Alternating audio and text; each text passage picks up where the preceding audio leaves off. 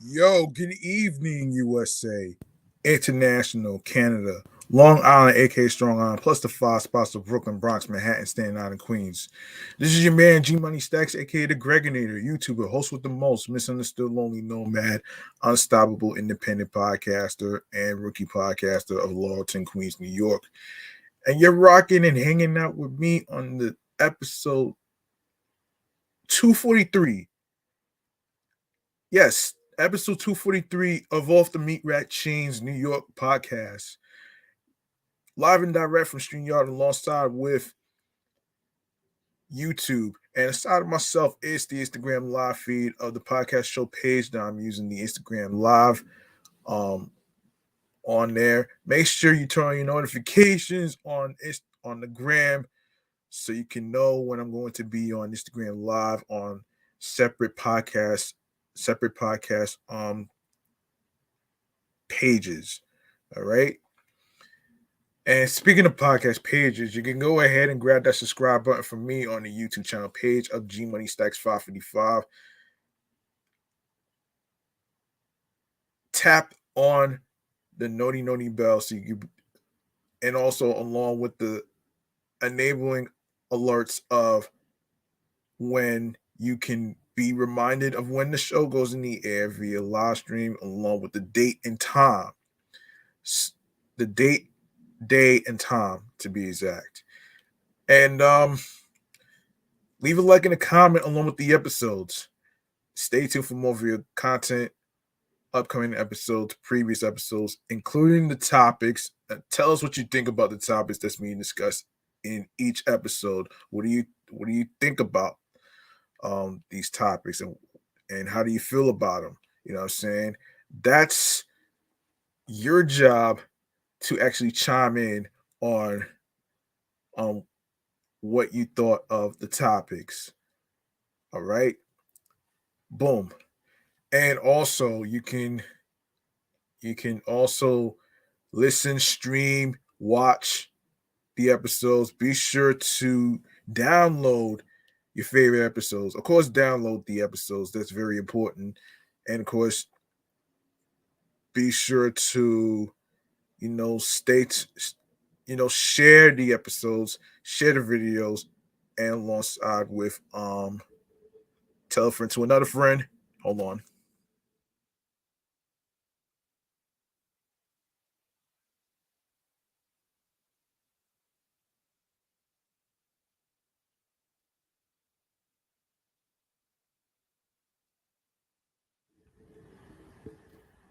Yes, tell a friend to another friend because word of mouth is important, and alongside with everything else I will actually go over at the end of each episode recording. All right. Now in the meanwhile, let me just remind y'all that you can give a 5-star rating to support the podcast as well, which is Podchaser. There's Podfriend. There's there's Spotify where you can actually share the episodes as well. And of course you can do the same with various audio streaming platforms, including Podcast Guru, which was recently added to the platform right here. This show right here, and along with others, has been added to Podcast Guru. So you can give a 5-star rating over there as well. And listen, I don't know what's going on with my Cash App link, but I will put it up anyway. Yes, so you can also support the show by making a charitable donation to my Cash App, which is G Money Stacks 555. That's $ capital G, lowercase MONEY, capital S, lowercase TACKZ 555. You don't need to be from a rich family to show more support. All you got to do is choose whatever amount of money choose you choose that you desire will be appreciated. Any amount will be appreciated. Doesn't matter what the cost is. So, that's just the thought that counts. So there you go, right there. And let's go into our first segment right here, which is let's go to our first segment right here, which is the New York Mass Transit Files. We got some stuff to cover here. So let's get into it.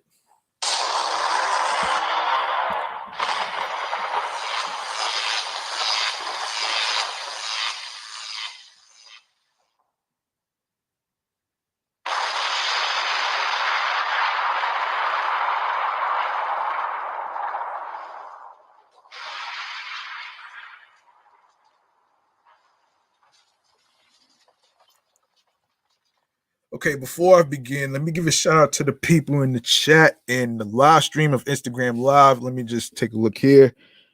Shout out to the Fletcher twins. They have a podcast called "A Picture Is Worth 1,000 Words." You can check them out on Spotify, iHeartRadio, or any other places where you get your podcasts. All right, follow them on Instagram and tell them I sent you. And who else is on here? Sade Williams _ appreciate you. All right, so let's get into some transit topics right here, man. Starting with the suburban lawmakers, according to AMNY New York, which is one of the sources that I use to get topics. A group of suburban lawmakers are urging their Albany colleagues to restrict proposed payroll tax increases meant to shore up the finances of the Metropolitan Transportation Authority to businesses in the city, arguing the suburbs are already subject to onerous taxes without service levels equivalent to residents of the five boroughs. Upstate Democratic Senators James Schofield and Michelle Hinchy, Long Island Democratic Senator Monica Martinez, and upstate Republican Senator Rob Rollison sent a letter last week to Senate Majority Leader Andrea Stewart Cousins, urging her to exempt the suburbs from Governor Kathy Hochul's proposed payroll mobility tax increase on certain businesses in the MTA service area to rescue the fiscally beleaguered transportation agency. Okay, that sounds like some bad news right here. That's bad news. Yeah.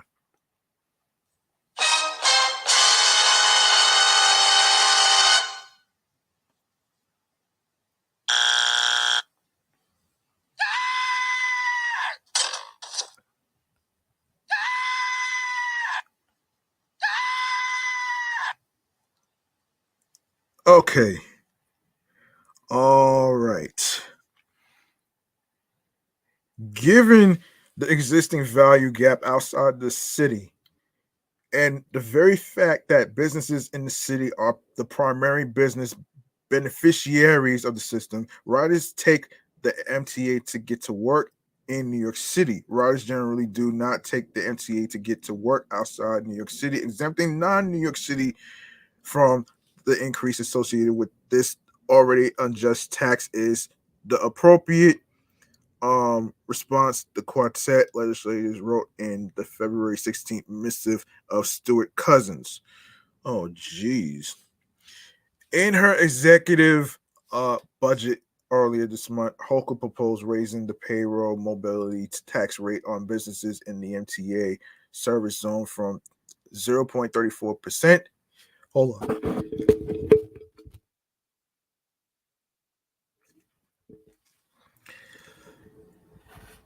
Yeah, sorry about that. I had to sneeze a little bit. I didn't want to do it on air.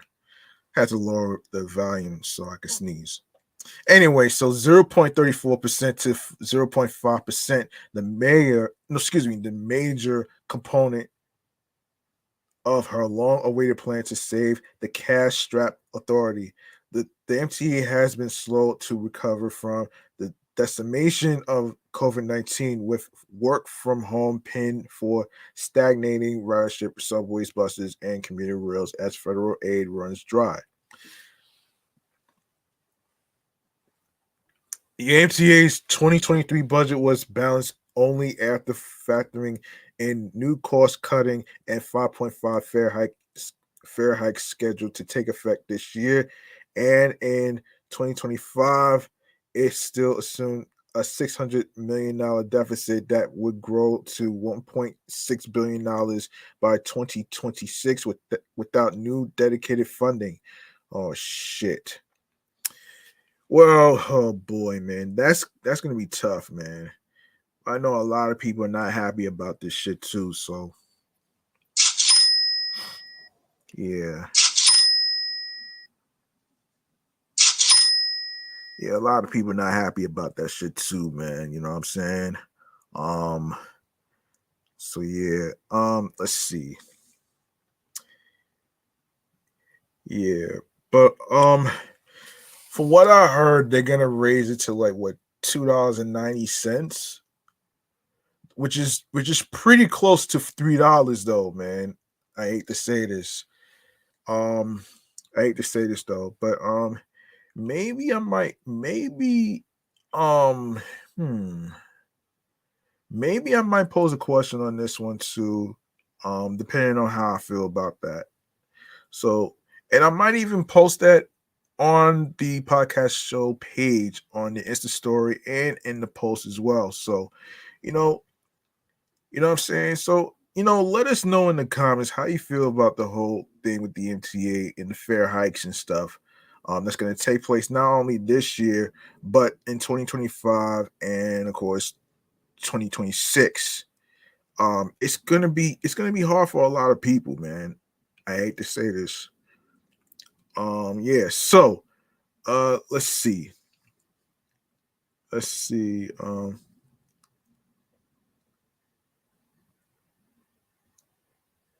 Yeah. So Hokel's plan also calls for future. Hold on a second. Yes, Hokel's plan also calls for future casino revenue to be directed to the MTA and for the city to contribute about $500 million more annually in subsidy. Wow. In their letter, the suburban legislators suggest that municipalities outside the city should be exempt not only from the tax increase, but from the tax writ large, since it would post a levy on public funds used to run such municipalities. They also say community colleges and hospitals should be exempt from the payroll tax. Significant public funds flow to these groups, and it is as anti taxpayer as much as it is nonsensical to siphon some of those funds to an unrelated MTA tax. It is long past time that we address this inequity, wrote on lawmakers. The estimated fiscal impact to exempt community colleges, hospitals, and non New York City municipalities is a small fraction of the realized revenue. Um, Thus, this plan injects hundreds of millions of new dollars into the MTA while protecting the overtaxed suburbs and correcting problems in the underlying existing tax. The payroll mobility tax was first enacted in 2009 and is levied on businesses in the five boroughs, the two counties on Long Island, and five upstate counties served by Metro North. The tax has remained a thorn in the side of suburban legislators ever since. Spokespersons for Stewart Cousins and Hochul did not return requests for comment. And the MTA spokesperson directed AM New York Metro to prior comments made by Chair and CEO General Lieber, wherein he posit- posited only businesses with payrolls in access of $2 million would be asked to contribute higher sums. The vast majority of such businesses are located in New York City, he noted. Oh boy. Oh boy. Oh boy.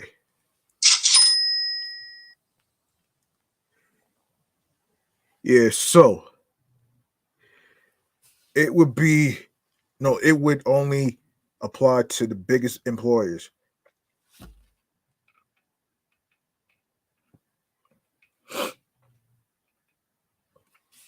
Only 5% of all businesses would be subjected to this little incremental payroll mobility tax, Lever said on WCBS 88 880 radio on February 15th. We've got on time performance the best in 10 years on the subway, Metro North and Long Island Railroad, historic high on time performance, 96 and 97%.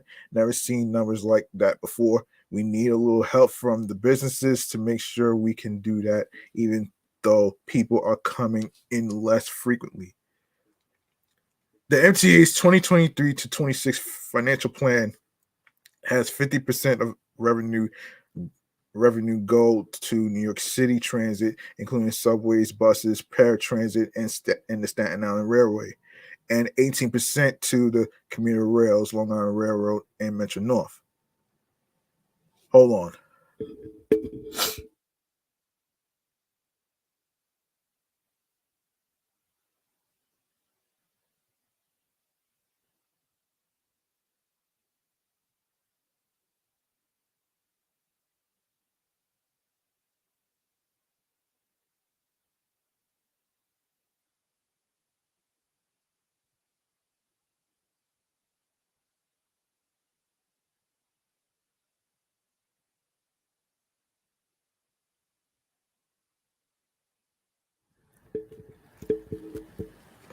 Okay. Um, of that revenue, 17%, 17% would go towards debt service, while the remainder of the $19.2 billion budget would go to the Bridges and Tunnels Division and administrative overhead. $19.2 billion. Sheesh.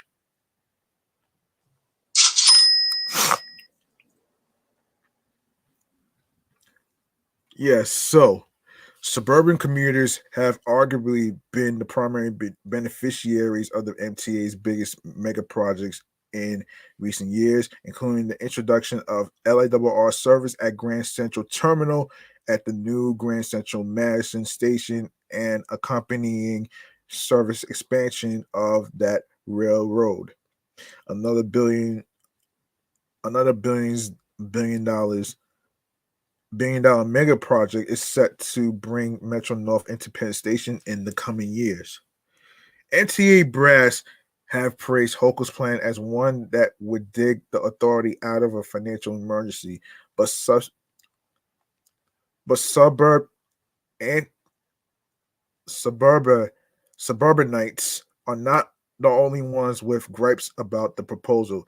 Mayor Eric Adams has decried the plan from the opposite end of the spectrum. He says the city, not the suburbs, are getting shafted, as the Big Apple is the state's only municipality being asked to contribute new annual subsidies to the MCA to the tune of over $500 million per year, in addition to the payroll tax increase and fare hike.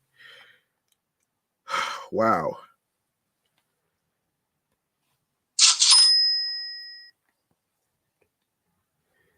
Um, New York City is the only locality that has been asked to increase its contribution, and by hundreds of millions of dollars per year. His owner told state lawmakers in Albany last week. We all want what's best for riders, but we need a fairer and more sustainable proposal. This current proposal hits New Yorkers twice, once through the higher fares that riders will still face, and once through diminished service delivery by the local government, which will have at least $500 million each year going to subsidize a state-run authority.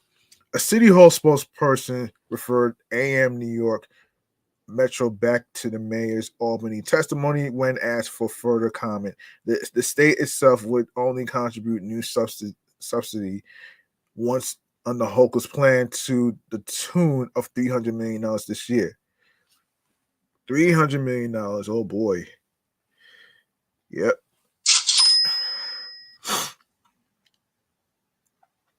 Um, Progressive lawmakers and rider advocates have also blasted the plan as not going far enough in improving service for riders. A rival proposal from that camp to fix the MTA would see the agency offer free city bus service and ensure train headways never exceed 6 minutes, paid for by remittance of the internet sales tax and value capture in real estate transactions. Responding to the lawmakers' letter, the Riders Alliance, which is leading the 6 minute service campaign, argued their plan would hobble a solution already seen as inadequate. Governor Hochul's plan to keep buses and trains running is a foundation that legislative leaders must build upon through budget negotiations, not tear downs, said Riders Alliance spokesperson Danny Pearlstein. Suburban riders already get more than their share of MTA subsidies. Cutting suburban contributions to the MCA's survival would be highly inequitable and short sighted. Okay. All right. And other in other MTA stuff that we need to get to. Hang on a second. Hang on a second. Another MTA stuff that we need to get to is hold on a minute here. Right. Okay. Yes, here it is. Here it is. All right, so and here's another situation we have here. I've written in this space before about the dire state of the NTA's finances, and our situation remains precarious. But this month, the authority was thrown a major lifeline by Governor Hochul in her 2023 executive budget. The governor's proposal takes a balanced approach to funding transit, a major issue being faced by transit operators nationwide in the wake of the slamdemic. Her plan allocates significant new money for the NTA to be generated by $400 million in cost savings to be identified by the MTA without cutting service. A slight, wow, $400 million. That sounds like a lot. That sounds like a lot, though. Um, if you really think about it, though. Okay, so let's.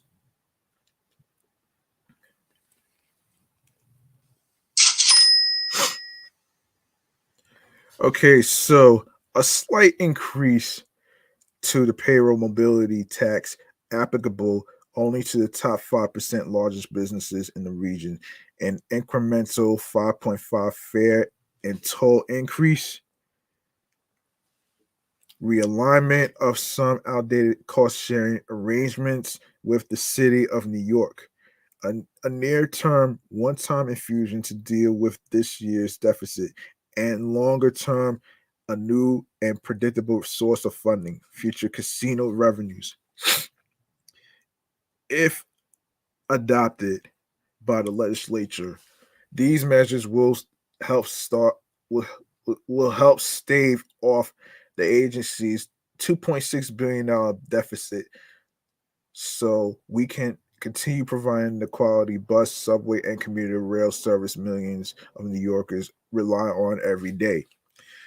The last thing we want to do is start cutting service or making layoffs, which is what would happen if these MTA solutions are not part of the state budget. While it's true that changing work patterns have reduced overall use of transit, it still needs to be available and reliable at all times. Governor Hochul understands this, and it shows in her budget. Yep, 2.6.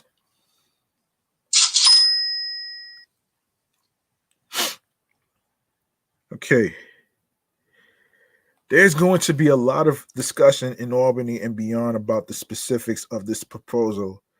But the bottom line is that for New Yorkers, public transportation is like air and water. We need it to survive. Some elected leaders are even calling for more service, which I appreciate. But first, we need to prioritize preserving existing service from cuts. And lately, that service has been pretty great. January was among the best months on record for the subways, with weekday on time performance of 85%, the best in 10 years, and weekend OTP, which is on time performance, at 87.2%. Long Island Railroad had its best January ever with 97.7% on time performance, while Metro North was even stronger at 98.3%. And we have unprecedented customer satisfaction with Access of Ride Paratransit.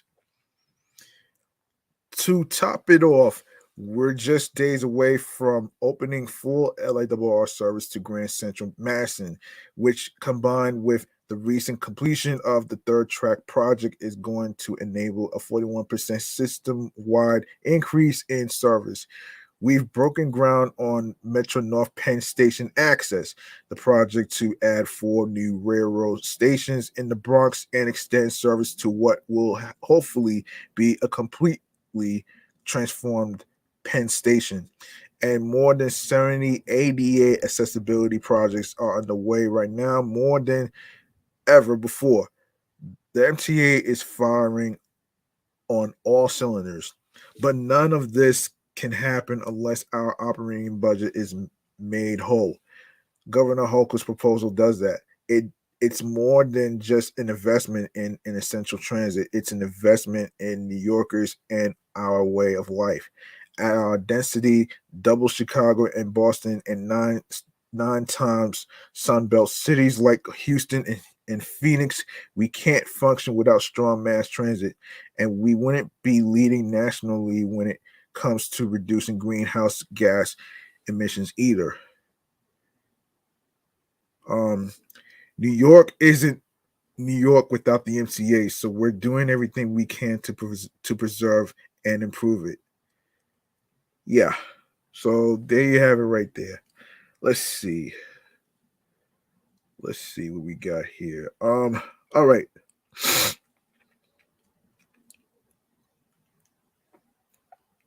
All right. All right. We got some wild, crazy, fun topics to talk about. First and foremost, we have a passing of an actress who was in the Rookie episodes, and we'll start off with we're gonna start off with this actually.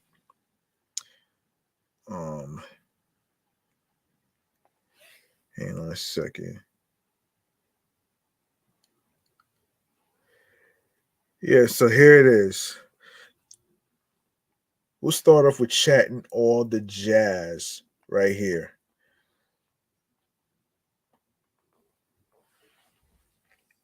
Let's get into it right here. Hang on a second. Hold on.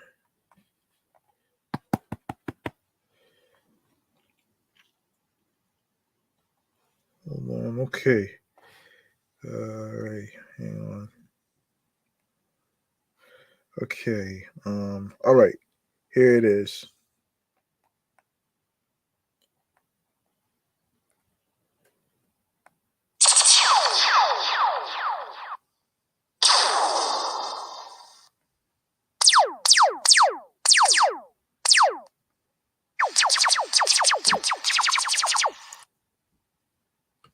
All right, we have an unfortunate passing of an actress that was in The Rookie. All right, so this is from economictimes.com. So here's what's happening here. Um, Wait for this plane to pass.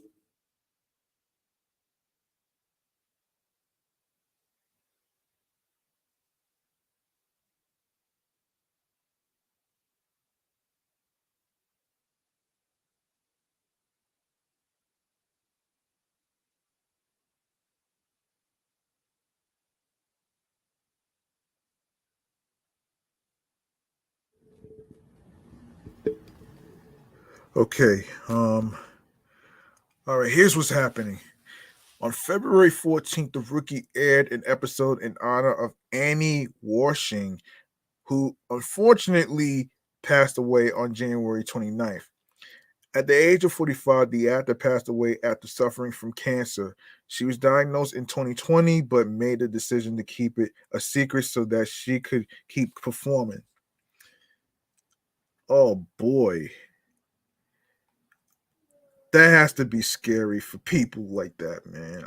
I'm serious. Every time you hear somebody has cancer or anything like that, it's very, very, very scary and unfortunate.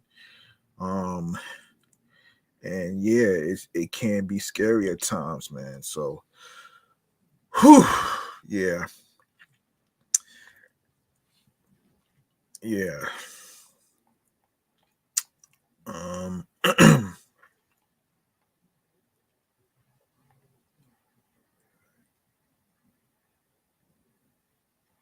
okay, this is some scary ass shit that you hear every year. This is not really new, man. You know what I mean? Um, we all sometimes got to do what we have to do to take care of our health, man. You know what I'm saying? So this is very unfortunate. So, um, very unfortunate, actually, though, to be honest with you. Very unfortunate. And and it can be scary, man.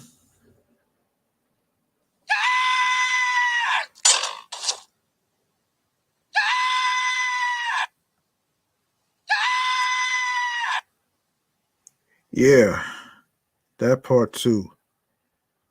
In a statement, let's see.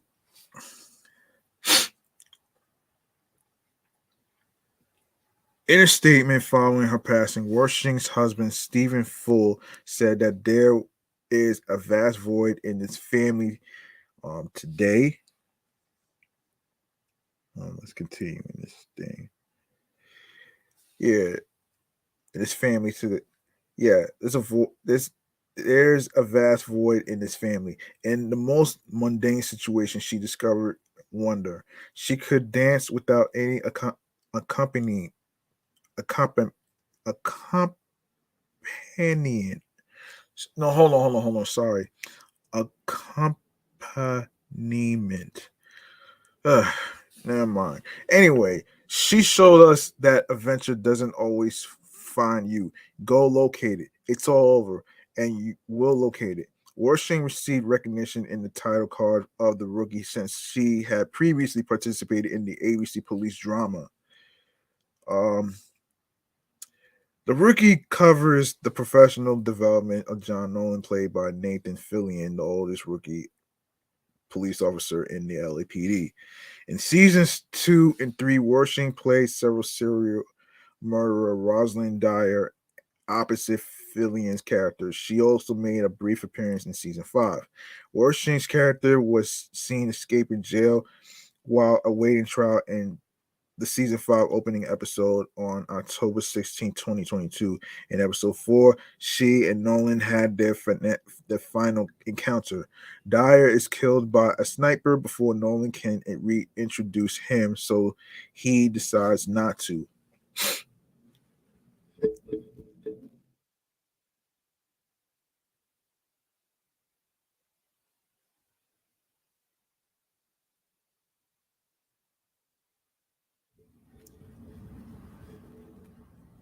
Even though Wersching's character died earlier in the season, the show's 15th episode, paid respect to Wersching. Following Wersching's unexpected demise, the rookie released a statement through Twitter announcing that the show will be paying a tribute to her in its episode airing on February 14th, which already happened. We are proudly grieved no, excuse me, we are profoundly grieved to learn about Annie Wersching's death, who masterfully portrayed Rosalind Dyer, it read. Annie's brightness will always be remembered, both on and off the screen, and our thoughts are with her loved ones. She will be honored in the rookie episode airing on February 14th.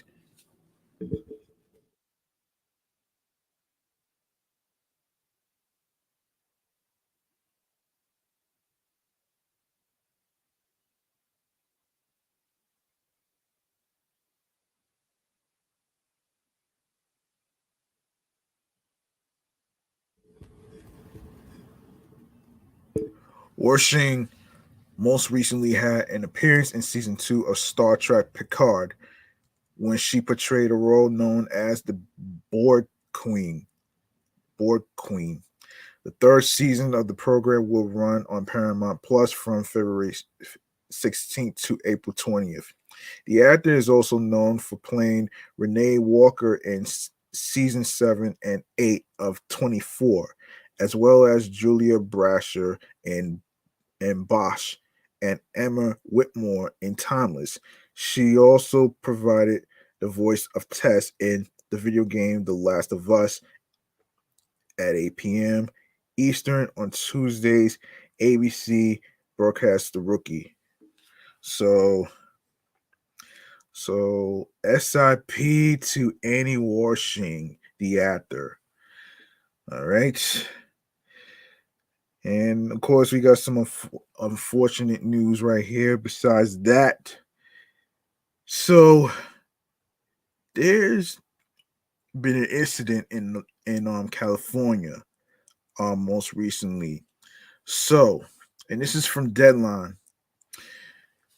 So exclusive, a street shooting disrupted the filming schedule of the CW series All American Friday. According to sources, the drama had production set up in two downtown Los Angeles locations for the day. The unrelated shooting occurred in the vicinity of one of the locations we hear. No one from the show was hurt. Sources close to the production tell Deadline that crew members did not feel safe to continue following the incident. After learning about the situation and discussing it with the crew, out of an abundance of caution, All American Studio Warner Brothers TV pulled all location on the show for the day and moved filming back to the WB lot. Sources said. Um, so the incident in question is believed to have taken place in the 5800 block of South Vermont Avenue at 9:04 a.m. According to LAPD, a 48-year-old male was walking in the alley when he was approached from behind by the 34-year-old male suspect. Following an altercation, the suspect shot the victim with a firearm before fleeing on foot. He remains at large. The victim was transported to a local hospital by LAFD and is in stable condition. Rest for Warner Brothers TV declined to comment. Oh, jeez. Damn, man. It's always a damn situation with idiots, man. Seriously.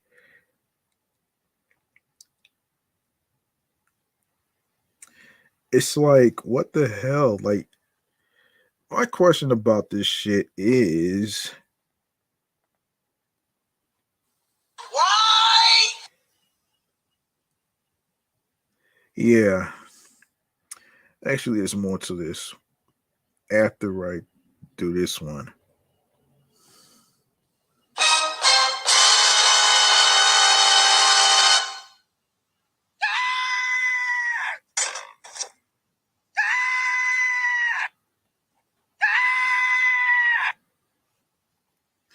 All right, so the series follows Daniel Ezra as Spencer James, a young football player from Crenshaw who is recruited to play for Beverly High School and must navigate his two vastly different worlds as they begin to collide. The series is currently in its fifth season, which finds Spencer in his second semester of college trying to help rebuild the school's football program after their head coach is exposed for purposefully injuring opposing players. Of course, the series also stars Tay Diggs, who unfortunately actually left the show. Actually, his character Billy Baker is killed off, and on other stuff. Unfortunately, um, Breezy Monet Mazar, Samantha Logan, Cody Christian, Hunter Claudas, Michael Evans Belling, and Greta.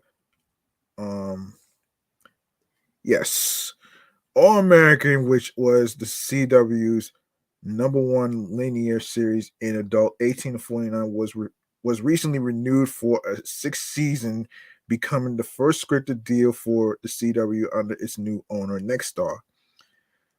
Season 5 of the sports drama premiered on January 23rd, with new episodes airing on Monday nights at 8, and all that great stuff right there. And by the way, All American will be returning March 13th along with the spinoff. So stick around for that. That'll be next Monday. Um yeah. Let's see what else is going on here. What else is going on here? In the Okay, so here is what's going on here. Okay, we're gonna have a list of we're gonna have a list of hang on a second. Wait a minute here. Wait a minute here. Um okay, before I go to the list of artists in the governor's ball, let's go to Kendrick Lamar.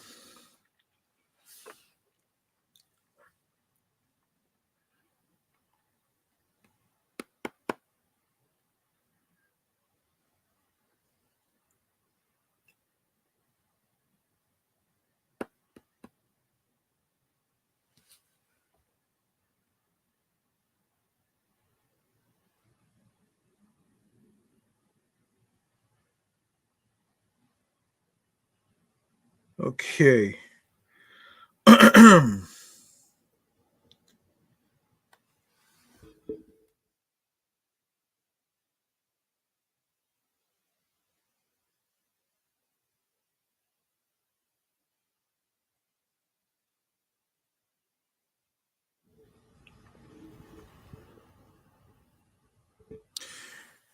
All right, so Kendrick Lamar wins Best Rap Album for Mr. Morale and the Big Steppers at the 2023 Grammy Awards. On Sunday, February 5th, Kendrick Lamar took home the Golden Gramophone in one of hip hop's most desirable categories and was presented with the prestigious award by the ever charismatic Cardi B. K. Dot's Mr. Morale and the Big Steppers won the honor. The project was up against albums that offered incredibly stiff competition, including DJ Khaled's God Did, Pusha T's It's Almost Dry, Futures, I Never Liked You, Jack Harlow's Come Home, The Kids Miss You. Um, okay. In accepting the award inside the crypto.com arena, I don't really like the name actually, in Los Angeles, the former Double XL freshman thanked his family, his fans, and hip hop culture as a whole. First and foremost, I want to thank my family for giving me the courage and, you know, the vulnerability to share these stories. and share my truth with this album, he said. He shared that Mr. Morale and the Big Steppers was the toughest record he ever had to make. And touted by many as Kenny's most experimental album to date, the exquisite double LP debuted at number one on the Billboard 200s.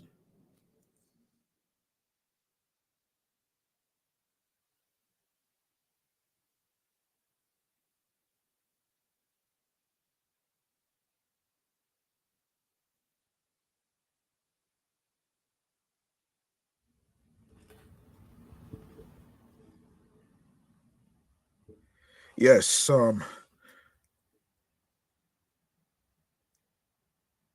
yes, the double LP debuted at number one on the Billboard 200 albums chart and moved 295,000 units in its first week. Mr. Morale and the Big Steppers not only tackles a litany of the critical issues American society has faced over the past few years, also finds the Pulitzer Prize winning MC laying down raps that offer a sense of vulnerability beyond what hip hop has seen from Kendrick Lamar. Even the host of this year's ceremony, comedian Trevor Noah referred to Kenny's award winning opus as a therapy session that happened to be nominated as Album of the Year. The win for Best Rap Album finds Kendrick earning his third Grammy Award of the night, bringing his total Grammy wins to 17 after Kenny and his track The Heart Part 5 were presented with awards for Best Rap Performance and excuse me, and Best Rap Song during Sunday's pre-Grammy Awards ceremony. Last year's Grammy Award winner for Best Rap Album went to Tyler, the Creator, for his work on the 2021 album Call Me If You Get Lost. Since the California bred artist wasn't in attendance at the music industry's biggest award show in 2022, iconic songwriter producer Jimmy Jam Harris accepted the award on his behalf. Call Me If You Get Lost earned Tyler his second Grammy Award for Best Rap Album following a win in 2019 for his LP Igor. The 2023 Grammy Awards returned to Los Angeles this year after taking place at Las Vegas MGM Grand Garden Arena in 2022. The ceremony is broadcasting live both on the Paramount Plus streaming service and on terrestrial TV as via CBS. Excuse me. Major flowers out to Kendrick Lamar and his album Mr. Morale and the Big Steppers for walking away with the 2023 award for Best Rap Album. Yeah. Yeah, so congratulations to Kendrick Lamar on his um on his Grammy. He truly deserved this actually. Yeah, vulnerability is actually, it's actually important when it comes to certain songs. Depends on what type of instrumental beats you use, you know what I'm saying? Um so congratulations to Kendrick Lamar, man.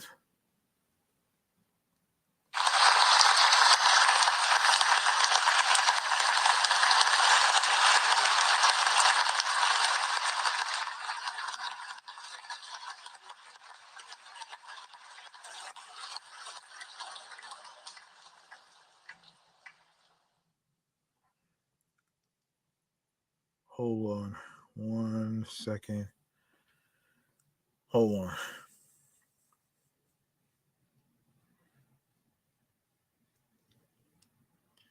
Hold on.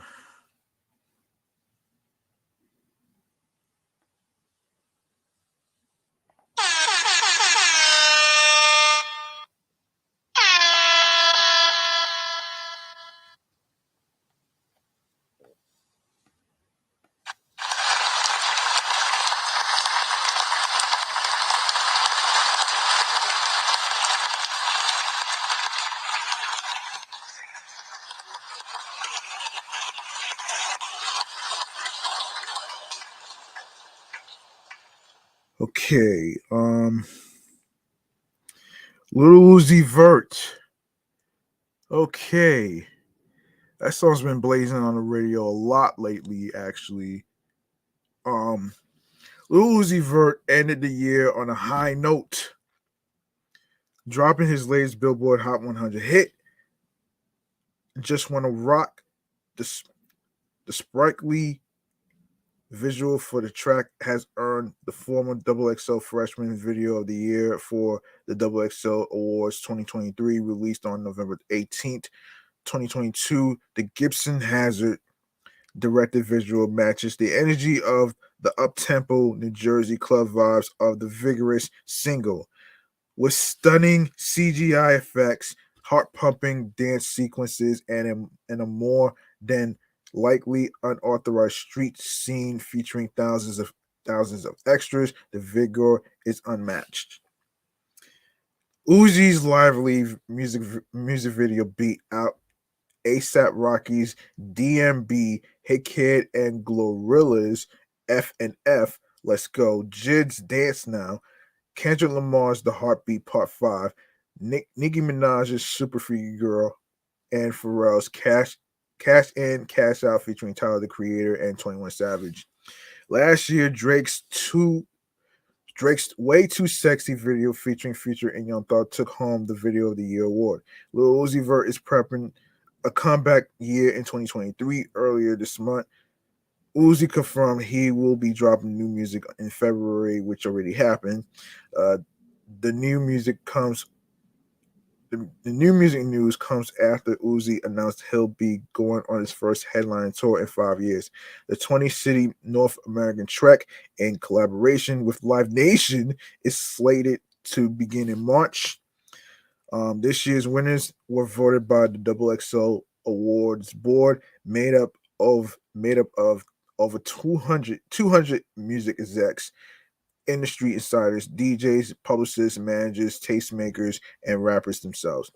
Newcomers to this year's board include industry names like Michelle Medivit,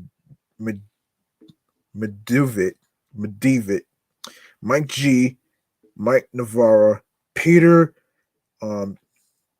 Gideon Whoa, Randy Henderson, Robert Gibbs, Ron Stewart, Ramon Alvarez Smickle, Shanae Corbett Rice, Wayno Clark, and Yashar Zadeh, and artists like Pusha T, Future, Ghostface Killer, Jadakiss, and Method Man. All right, so there you have it right there. And all right, so a list of music artists that's going to be performing in the Governor's Ball. Let's take a look. Yeah, actually, I didn't even know about this actually. So, yeah, anyway, Liza Odessa and Kendrick Lamar will be headlining the 2023 Governor's Ball Music Festival, which will be held in a new location this year at Flushing Meadows Corona Park, which is in Queens, New York. Of course, the tickets for the show, which already runs Friday, June 9th through Sunday, June 11th, will go on sale, which already started going on sale on Thursday, January 19th at 10 a.m.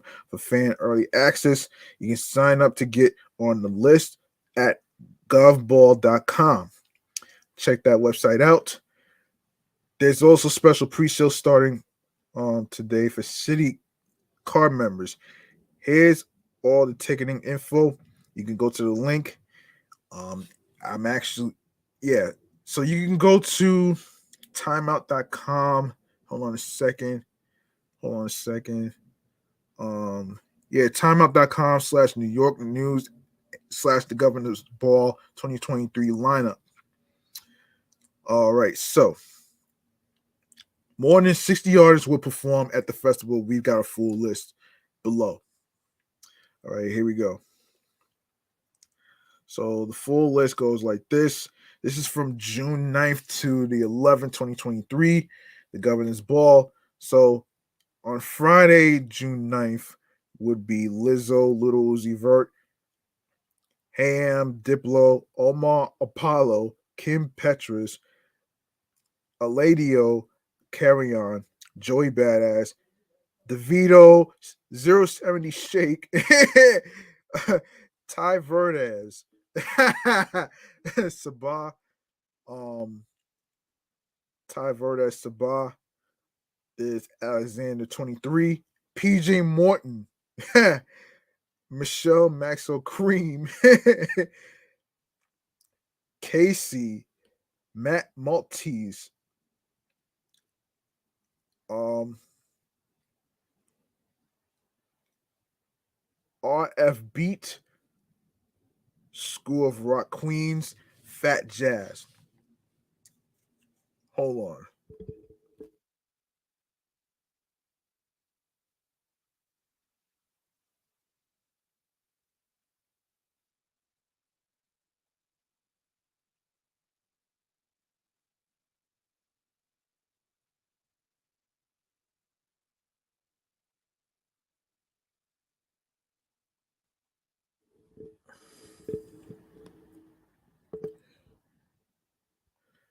Okay, Saturday, June 10th, Odessa, Little Baby, Aespa, Rina, um, Sawayama,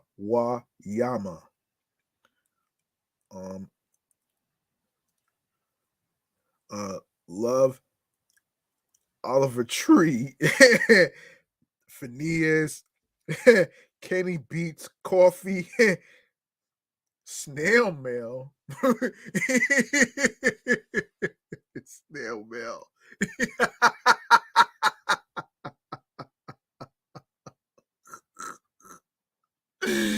Oh man.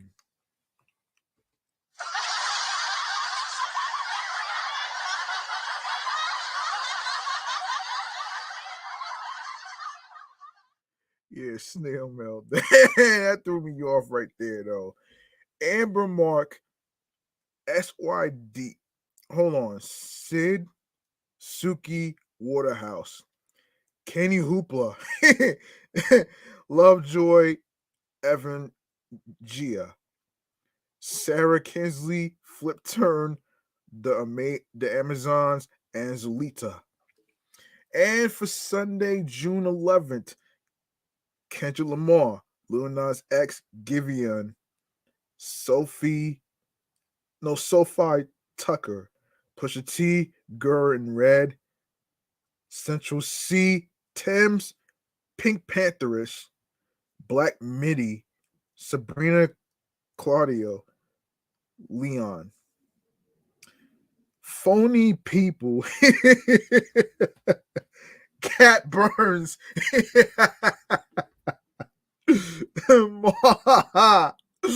Oh shit. Maud Latour. Maud Latour Coast Contra. Charlie Berg. Ella Jane Haiku Hands. And then the School of Rock Brooklyn.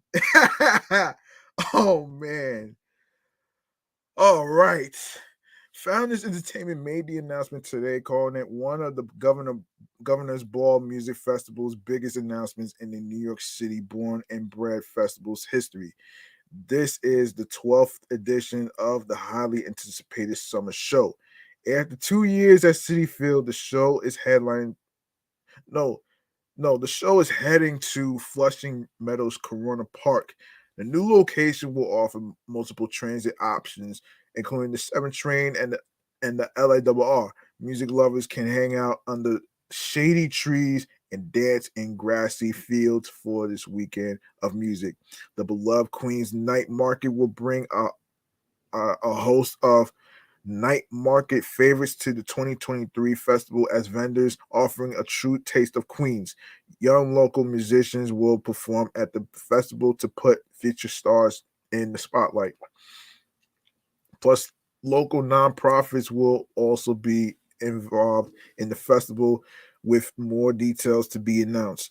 This year, the festival will offer GA plus tickets featuring access to air conditioned restrooms, an exclusive centrally located lounge area with shade, seating, and its own exclusive bar, food vendors, and water refill stations. The GA Plus Lounge will also include a dedicated um, concierge for GA Plus ticket holders to assist with their festival needs. VIP and platinum ticket options will also be available, featuring their own exclusive lounges and viewing areas at each stage, exclusive bars and food vendors, concierge, storage lockers, and mobile charging units, premium entrance, and other amenities.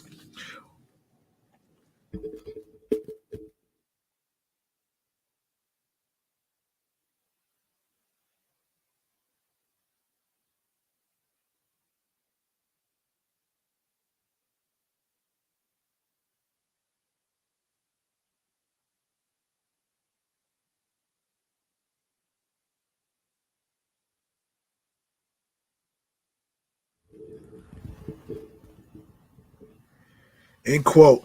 Words can't express how excited we are to bring Gov Ball to Flushing Meadows Corona Park, one of the most special and storied parks in all of New York City since moving to Queens in 2021. We've been overwhelmed by the welcome the community has shown us, and we look forward to continue being a part of and giving back to the community for years to come. Tom Russell, co-founder and partner at Founders Entertainment, said in a statement. And of course, and now, yeah, I already said the lineup already, so y'all can take a look for yourselves at timeout.com/New York News/the Governor's Ball 2023 lineup. All right, so there you go, right there. Okay, um,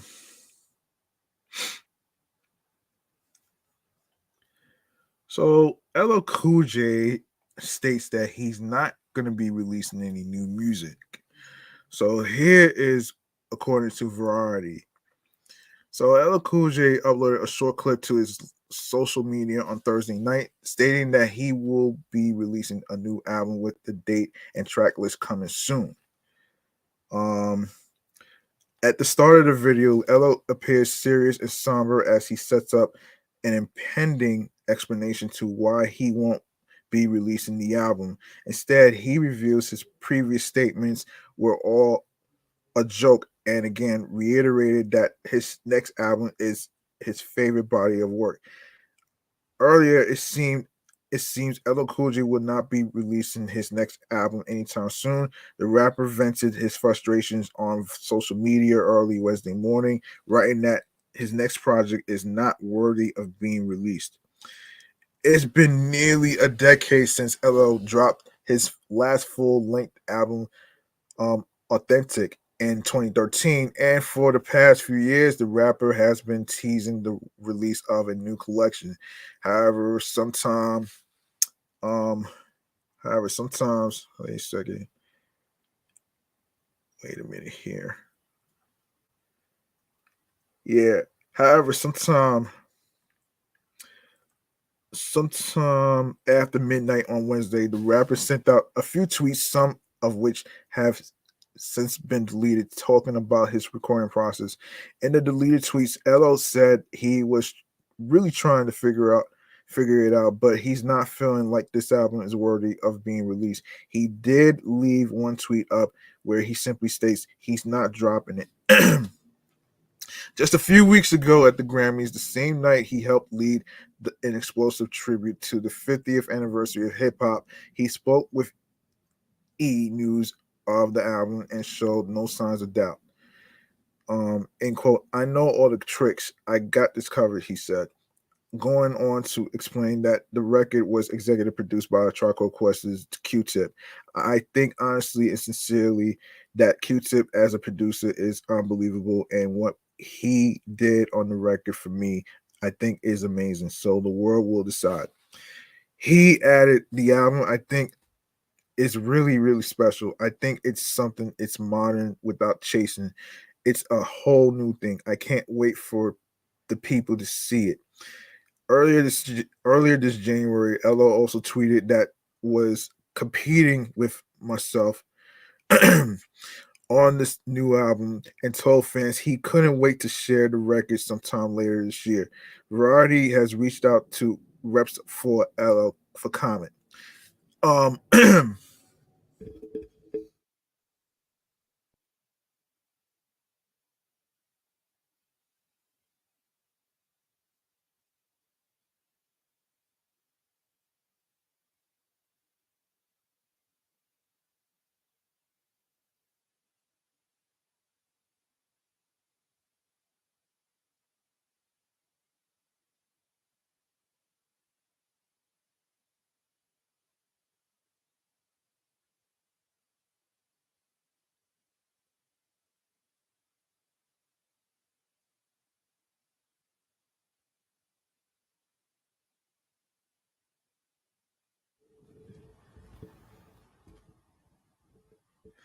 LO released his last album in 2013, 5 years after his final Def Jam album, Exit 13.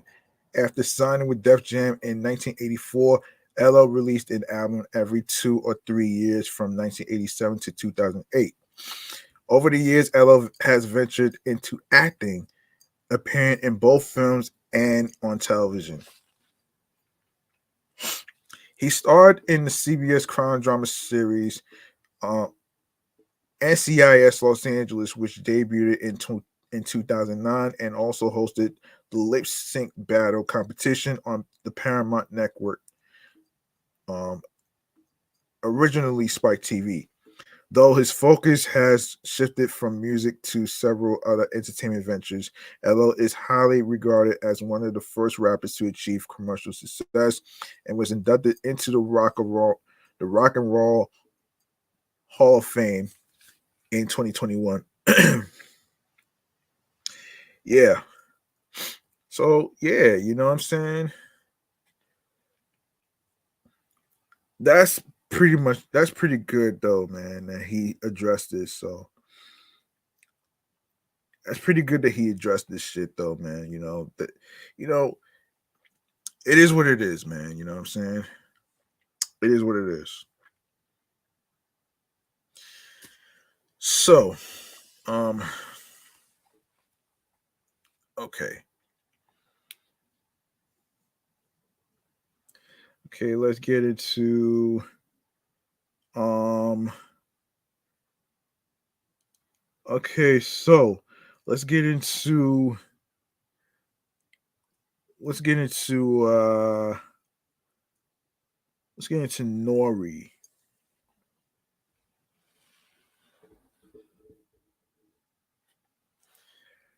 Okay, yours truly.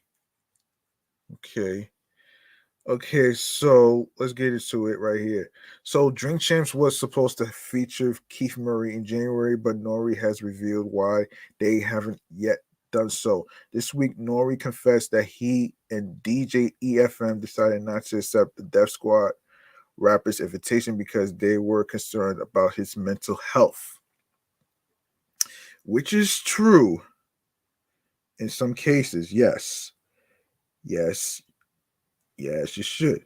Nori announced that Murray would be appearing on Drink Champs in January in December, along with Cardi B, with whom he had recently had a fruitful conversation. The cause of the worry stems from Murray's participation in a number of impassioned interviews with the art of conversation, in which he described purported rendezvous with both Shauna and Foxy Brown, while social media expressed concern for the mental health of the New York rapper. Both musicians refuted Murray's allegations. In addition, when Kanye West appeared on Drink Champs for an interview in October, the show quickly removed it due to the hate speech Ye was using.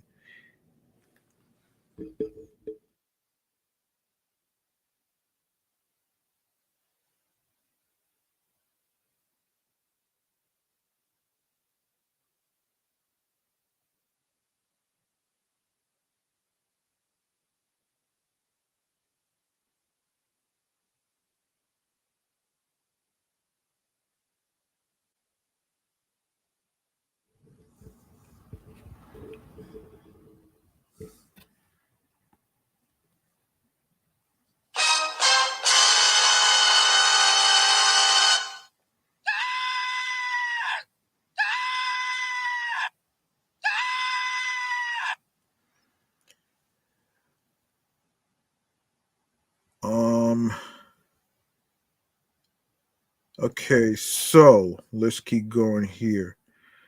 Several fans flocked to N.O.R.E's comment area to ask where this sort of grace and reluctance was at the time. In an interview with Hot 97, N.O.R.E expressed regret for having Ye on Drink Champs and apologized to anybody that was hurt by Kanye's words and actions and anybody who felt like I let them down. Ye received criticism from Talib Kweli for not being a good friend to N.O.R.E and exploiting his platform to promote his views.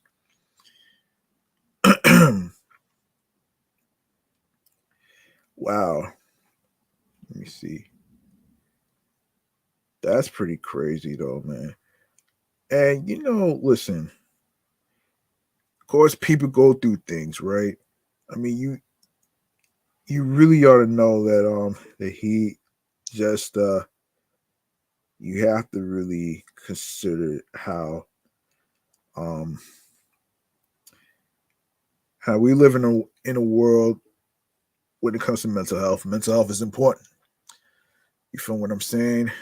And and it's a good thing that N.O.R.E and DJ EFM, this is their platform, so they chose not to involve Keith Murray because of not just the allegations, but his mental health. So that's a good thing that they steered away from Keith Murray because that's just I wouldn't even want I wouldn't even want that happening. You know what I'm saying? So it is what it is, man. But I'm actually glad that N.O.R.E kind of learned his lesson after bringing Kanye West on to his platform and all the anti-Semitism hate speech that he did.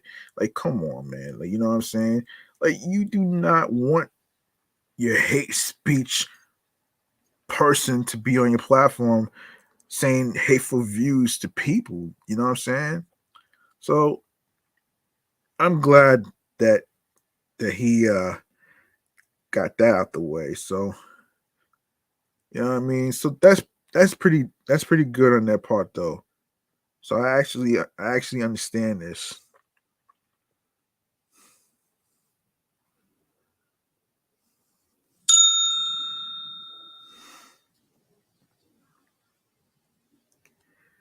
Okay, let's go on to what other topic that we have here in this episode today. Let's see. Um oh man. Okay, rap caviar. Okay, rap caviar. Okay, hold on a second. Yeah, let's talk about that. Actually, before we even get into that, um, before we even get into that though, man, I want to get the whole thing with So yeah, yeah. Let me make sure I got this out there. Okay, so rap caviar. All right. So Hulu aired a glimpse of its original docuseries based on Spotify's popular Rap Caviar playlist on Tuesday, February 7th. Rap Caviar presents will tackle some of the most provocative issues surrounding hip hop today through conversations with the genre's emerging and chart topping artists, including City Girls, Jack Harlow, Polo G, Roddy Rich, Coi Leray, and more. All 7 episodes will premiere via Hulu on March 30th. Um, Give me one second.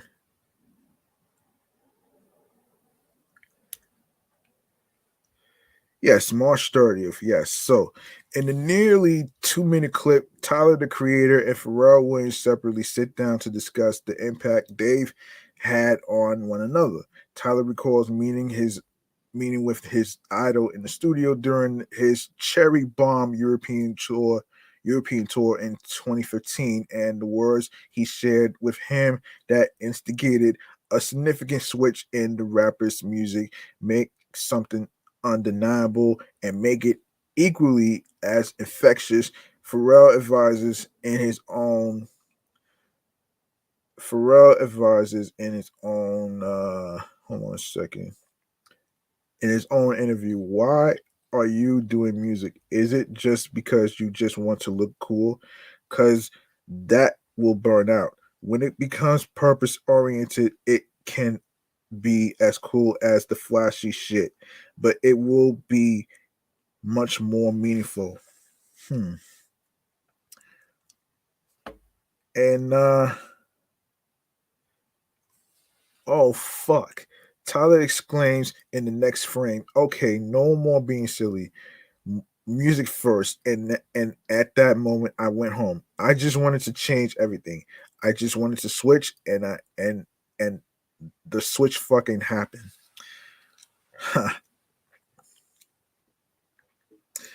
Spotify continues to find ways to innovate and grow the influence of our playlist brands. We're excited to expand the Rap Caviar universe through this docuseries with our partners at Hulu, said Carl um, Cherry, Spotify's head of urban music and creative director of the series. In a statement, using hip hop as a vehicle to examine society, we're reviewing stories through the lens of visionaries like Tyler the Creator and the City Girls.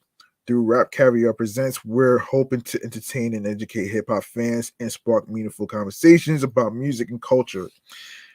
Karam Gill serves as the executive producer of the series, with Steve Revo as the showrunner. Cherry and Liz Gately are both overseeing creative for the show on behalf of Spotify, with Eli Hausman and Aaron Sedman handling on behalf of the Intellectual Property Corporation, a part of Sony Pictures Television. Um, AV Asius, Jermaine Murphy, and Marcus A. Clark serve as co-executive producers, rather. Gil Kwan, Latif Hill, Peter J. Uh, Skolatar, Wendy J. and Lee Farah X, and Madden Lovett will direct the episodes. Yeah, you can check it out on the Hulu YouTube channel page for more details and stuff. So here it is. Now let's go to I want to go to like what else? Um Oh man, this is hilarious. I actually wanted to save this for last actually. I wanted to save this shit for last. Um the Nelly thing, I'll save that for last though. All right, Magic Mike Last Dance. So it recently came out already. Now this one is kind of weird in a sense. So here's what's happening according to CBC, the website. So of course the love story in Limp, but Tatum has moves to spare in the movie inspired by the real London stage show. Okay, so all right, cards on the table. I thought 2012's Magic Mike was a surprisingly great film, and dare I say, deep piece of a filmmaking. Under the Bump and Grind and Baby Oil was a straight-eyed look at the casualties of the American dream. I described it as the Scarface of male stripper films. For the 2015 sequel, Magic Mike Double XL, uh, director Steven Soderbergh stepped away from directing. The result was a road movie sort of vibe, but a little of the magic had dimmed. Now here we are, Channing Tatum and Soderbergh reunited for the improbable third installment. When we first catch up with Tatum's character Mike, he's back serving drinks as a bartender in Miami. The slamdemic decimated his fledg, fledgling furniture business, and now he's just another gig worker.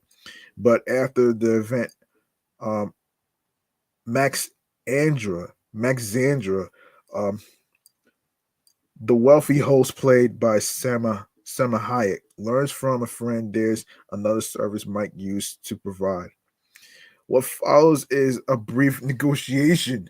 A price is settled on. First, Mike rearranges the furniture and checks the structural integrity of certain load bearing items. Then she gets the one on one Magic Mike treatment. In the world of dance, there are masters, the wit and flair and tap master Gregory Hines. The National Ballet of Canada's um,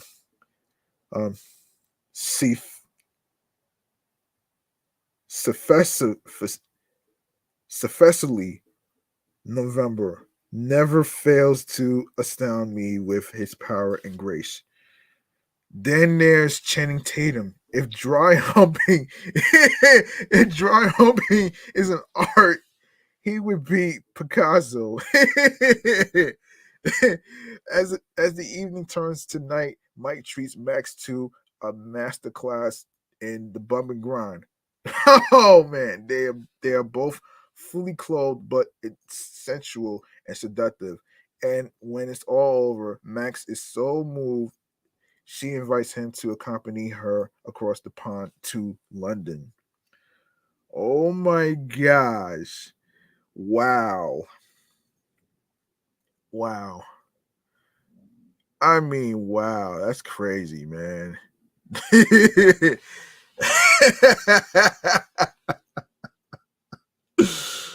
Oh my goodness.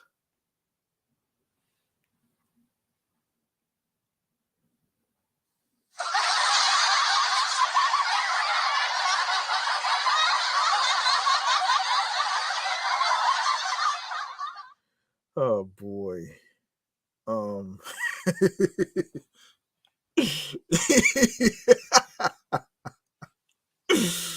Oh man. So now we get to the thrust of the story. Max is a wealthy socialite in the middle of divorce proceedings who hires Mike to put on a show in a theater she currently controls. Mike, who has been many things in his life, from a carpenter to a stripper, is now promoted into the position of an artistic director of a bold new show for London's West End. Hmm.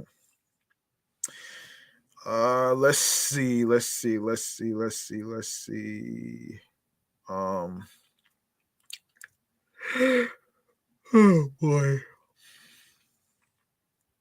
Magic Magic Mike's Last Dance opens with a steamy duet and climaxes uh with a rousing cabaret style show. It's in the middle when the film focuses on Mike and Max that the magic begins to fade. We're supposed to feel the tension with Mike living under Max's roof and working for her in a platonic capacity. There's even a bit of upstairs, downstairs nonsense as Mike shares the flat with Victor, Max's acerbic butler, and Kim, her adopted daughter. But it all feels so contrived. Gone is the grit of the original, replaced by watered down rom com cliches. So, how do we get here? As he told Venture in a recent interview a few years ago, director Steven Soderbergh had been working on a Broadway show, Magic Mike, the early years. In the meantime, Channing Tatum and his dance partner had gone on to create live theater versions of Magic Mike in both Las Vegas and London. One fateful night, Soderbergh watched the London review. You can see a teaser trail below. There's not much of a story, but abs aplenty and more grinding than Starbucks during the morning rush. Oh shit.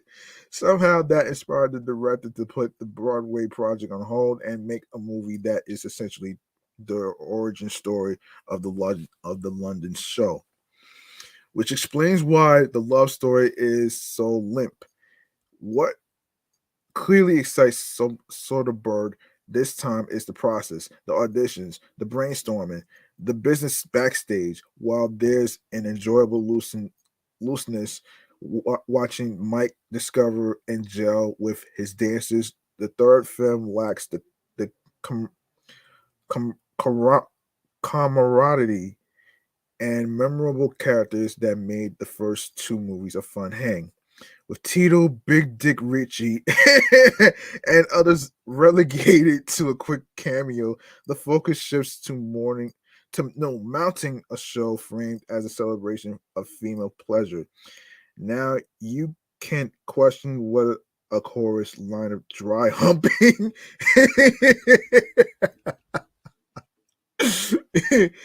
Dry humping He-Man is exactly what women want. But as the camera pans across the mostly female audience hooting and hollering, the fun is infectious. And then there's this one dance. A version of a water spoke number transplanted from the live show featuring Channing Tatum and American ballerina um, Kylie Shea. As the water pours down, Tatum and Shea slip and slide violently across each other and the stage, bringing to mind the raw kinetic dances of Pina Bush.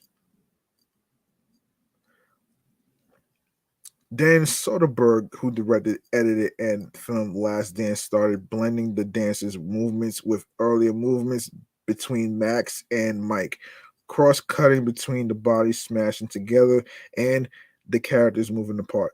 Soderbergh used a similar nonlinear editing style to great effect for the dinner bedroom scene between Jennifer Lopez and George Clooney in Out of Sight. Here, here it works so well for a moment that Max and Mike's shallow relationship suddenly seems substantial. The power of dance. Okay, so that's in theaters right now. That's in theaters right now, actually, so you can just check it out for yourselves. Um, Now we go to Nelly. There's been some funny shit going on, actually, so I actually have to really get into it right here. So let's get into it here. Oh man, so let's see. So Nelly, according to Uprocks, it seems like every star in music has their own music festival these days. J. Cole's got Dreamville, Tyler the Creator's got Flog Gnaw, and Usher has taken over the Lovers and Friends Fest. Well, another contender has thrown their name in the hat in the in the ring. And like Usher, he's a millennial. He's um, a millennial favorite who's named his event after one of the biggest hits and stocked its lineup with a bunch of his contemporaries. Yes, let me get rid of that. Nelly's Hot and Her Festival is aimed for June 24th at Toronto's Downs View Park with a lineup consisting of millennial favorites like Akon, Chingy, former DTP, Fat Joe, Ja Rule, Kerry Hilson, Neo, Rick Ross, and T.I. Not bad for a one-day festival that isn't in any of the booked artists' usual stomping grounds. You think it be in St. Louis, right?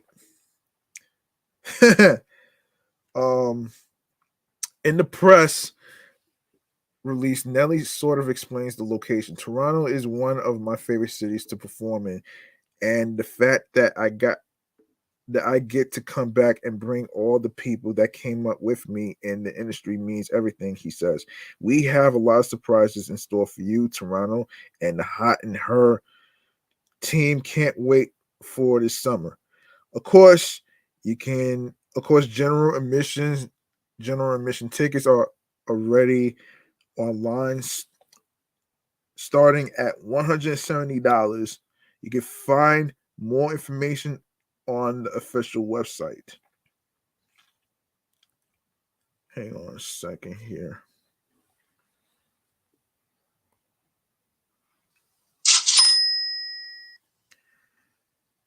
Okay, let me get to the website here because I don't want to mislead anybody.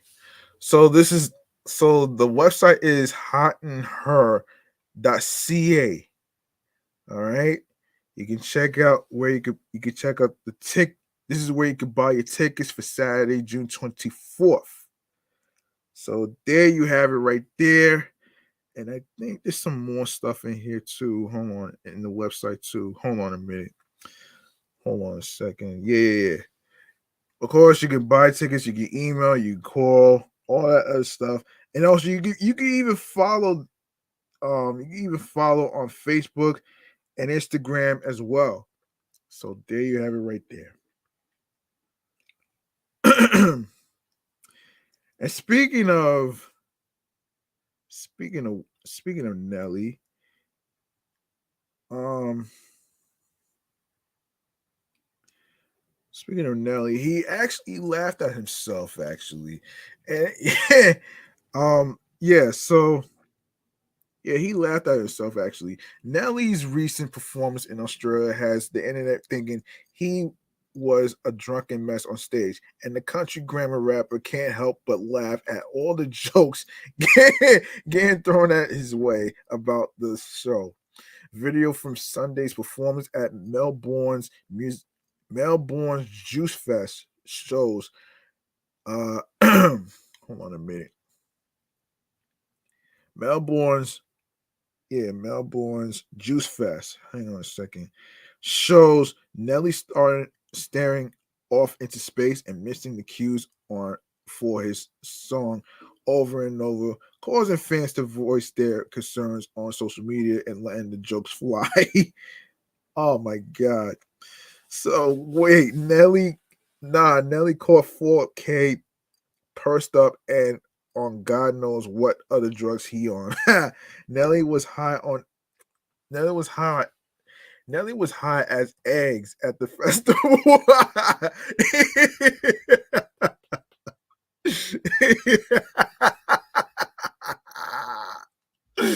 Oh shit. That's fucking hilarious right there. Oh man, high as eggs at the festival in Australia. Every video I see if him performing gets funnier and funnier. Nelly's on another planet. Oh, nah, Nelly caught 4K pursed up and God knows what other drugs he on. One fan equipped while another wrote Nelly was high as eggs at that festival in Australia, laughing my ass off. Every video I see if him performing gets funnier and funnier. Of course. Oh, the memes is what's really funny too, man.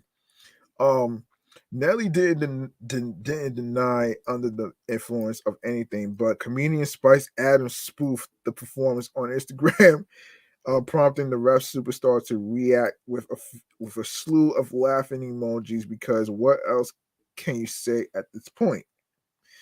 TMZ Hip Hop reached out to Nelly to clarify things 100%. We're sure he's performed the hit a zillion times. The platinum selling Tim McGraw collab dropped all the way back in 2004, but that recent rendition certainly wasn't his best. Well, sometimes you gotta laugh at yourself at times, man. You can't help yourself. You know what I mean? I mean, we all need sometimes you do need humor, man. Humor is very important for the soul. So, you know what I'm saying? So you do need that as well. You do need that shit. So, um let's see. Let's see. Um, wait a minute here. All right, so we're gonna go into a little section. Um, give me 1 second.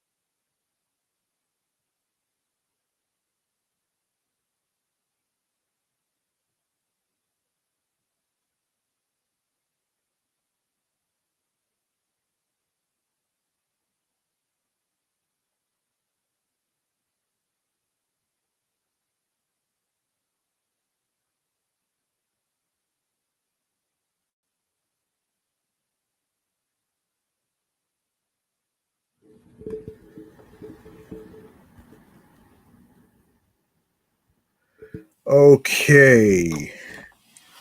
All right, time for our next segment right here, which is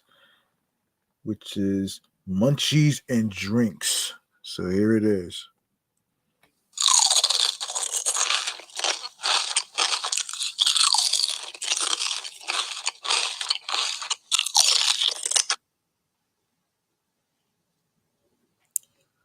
Hold on a second here.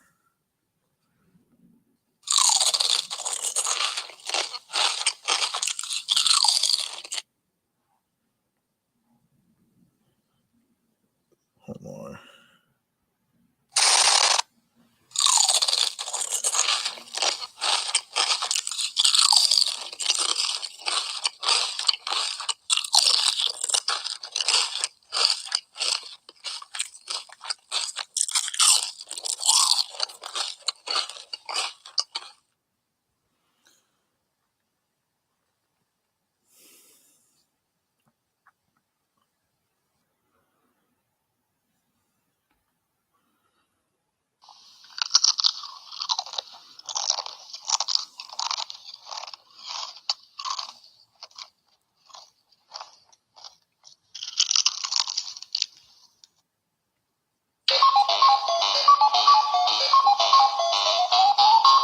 Okay, Baskin Robbins is in the segment of munchies and drinks. Let's get to it. Okay, Baskin Robbins it is, man. You know what I mean? Everybody's favorite ice cream is Baskin Robbins and stuff. So let's get to it here. Hang on a second here. Let this plane pass.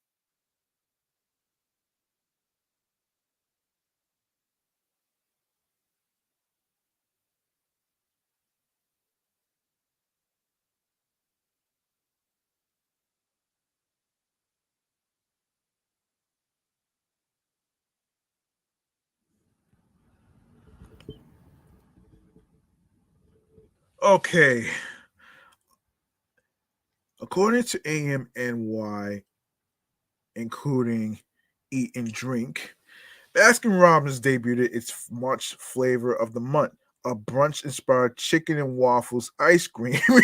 Wow. um, on March 1st. To celebrate, the ice cream chain is hosting its first bottomless brunch event on March 7th from 10 a.m. to 1 p.m. at the Baskin Robbins store located at 1225 First Avenue in New York City. End quote.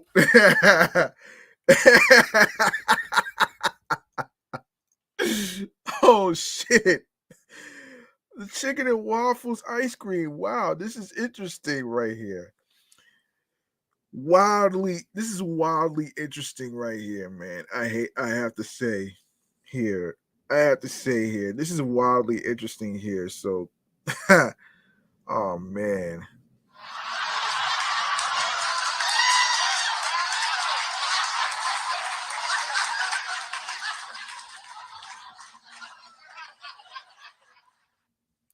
Yeah.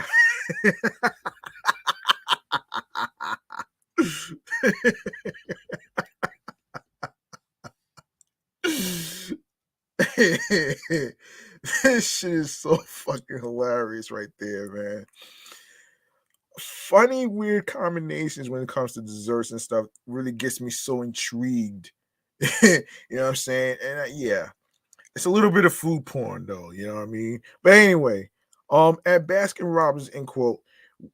At Baskin Robbins, we pride ourselves on bringing innovative flavors to market, which is why when we saw the growing popularity of chicken and waffles on menus, we knew we had to create a bold flavor that would change the way our guests enjoy chicken and waffles, said Baskin Robbins Director of Brand Marketing, Hannah Suits.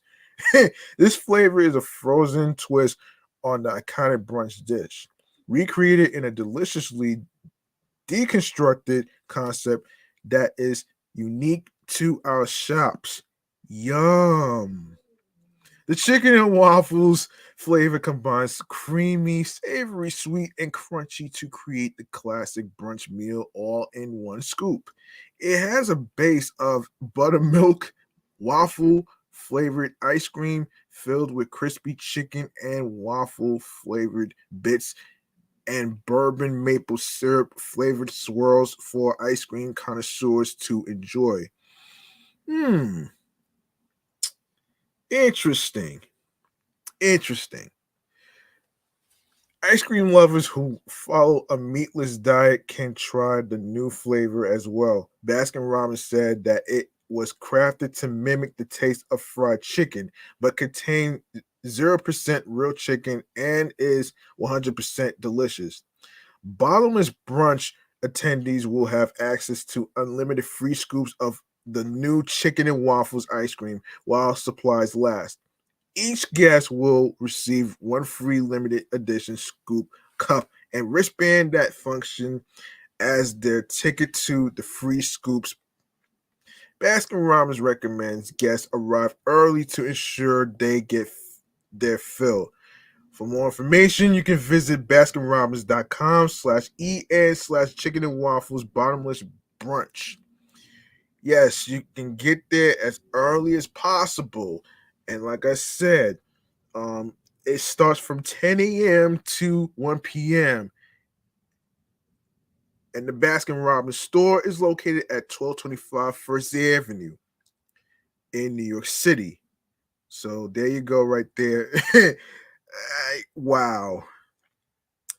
I have to say, man, this is just I have to say this is very, very, very, very, very, very funny and interesting at the same time. I wouldn't mind trying that flavor though one of these days though. But if the store, I hope I hope some stores have it though, man, because that'd be very interesting to see here. Now, before I go into the last segment right here, let me see who's in the chat real quick. And J Media, hold on a second. J Media Comics. There you go, right here. J Media Comics. Shouts to you. What's up with you? Anyway, let's get into let's get into all right, so let's see how much time we got here. Hold on a minute. Okay. All right. I think I have time to do a segment that I haven't done in a long, long, long, long time. Okay, let's do a segment that I haven't done for a very long time called um Let me just show you right here. Podcast free game mechanisms, man. Let's do this. Let's do this.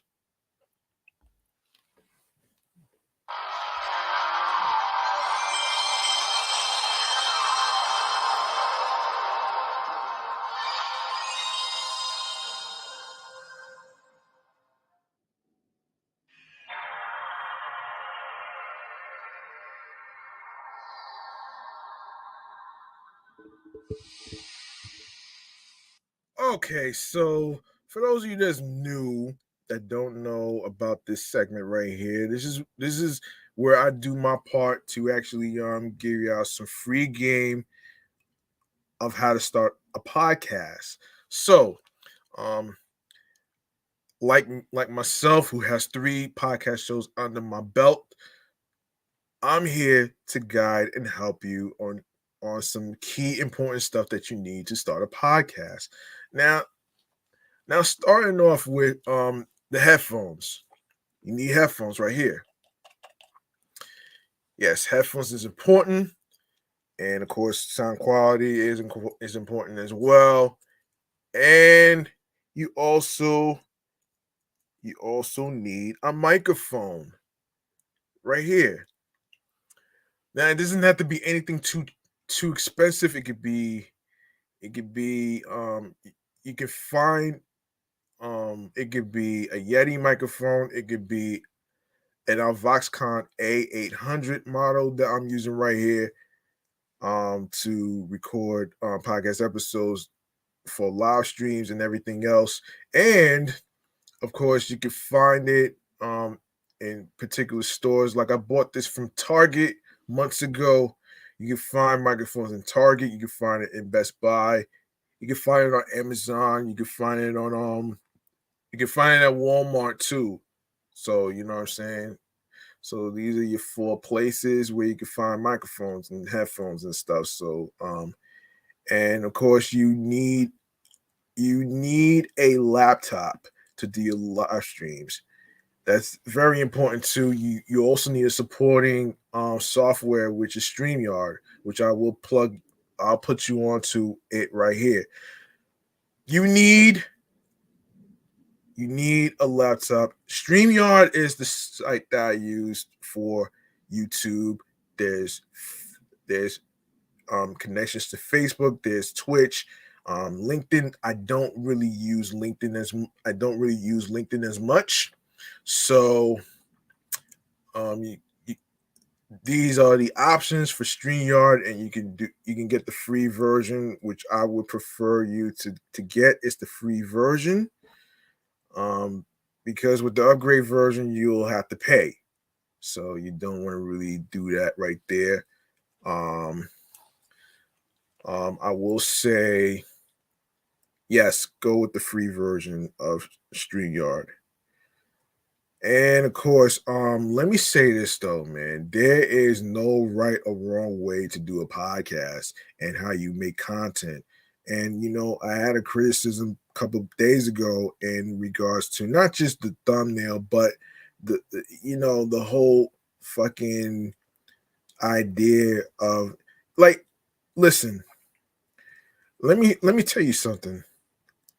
To all the new podcasters out here that's trying to create a podcast, don't worry about how your content's supposed to look.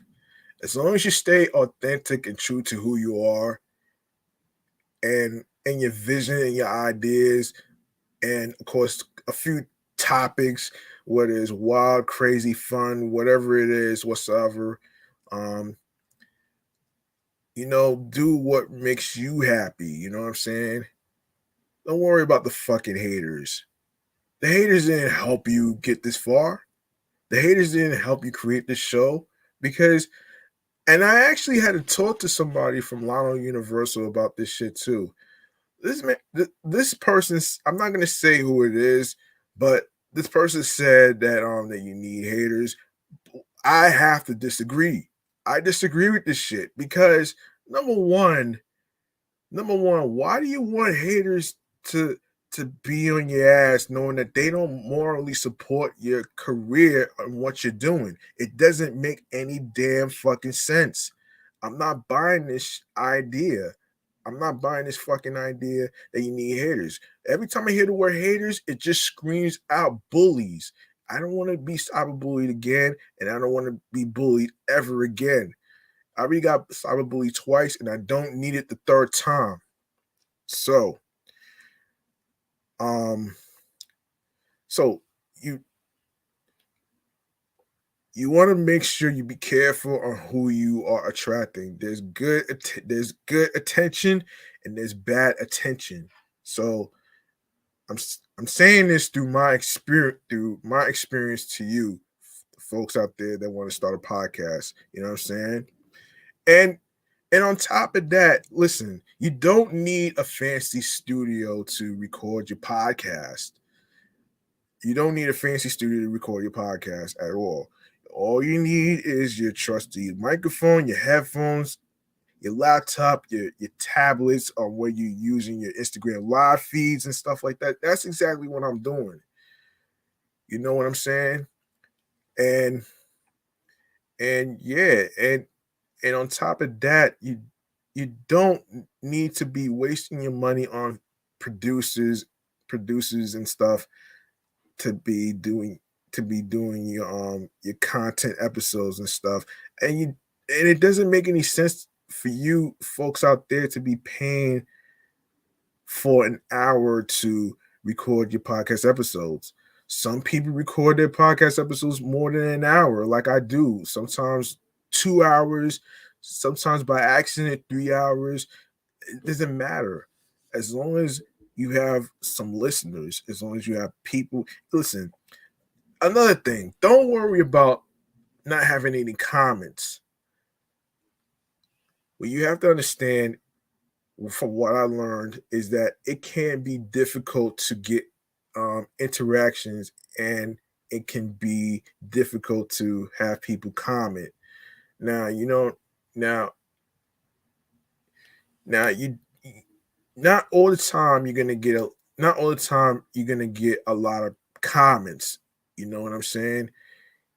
These things take time. It takes time. You can't do everything fast, because once you try to do everything fast, you're gonna end up making mistakes. So that's just the lesson that I give to you out here, for you folks out there that want to start a podcast. And another thing, if you have a unique name, if you have a unique name for your podcast or whatever, make sure you have your make sure you have make sure you explain the meaning behind your title.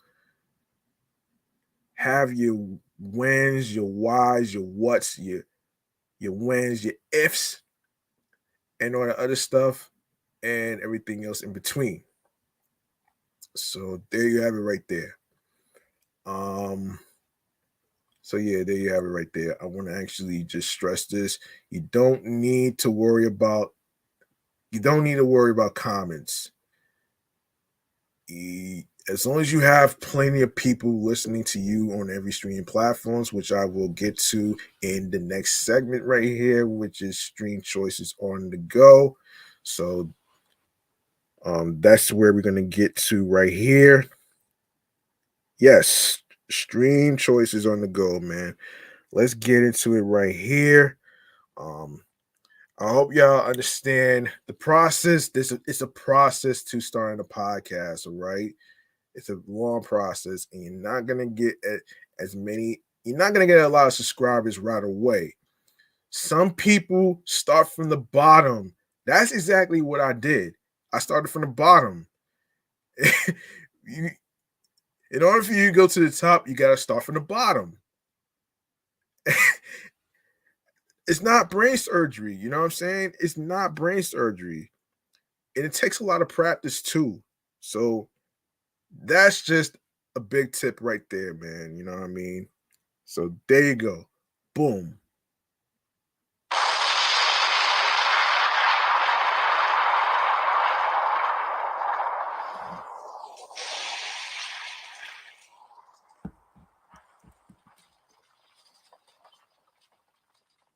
And yes, now we can go to Stream Choices on the go, where I inform you on where you could follow the show and where you could listen to the episodes. So here we go.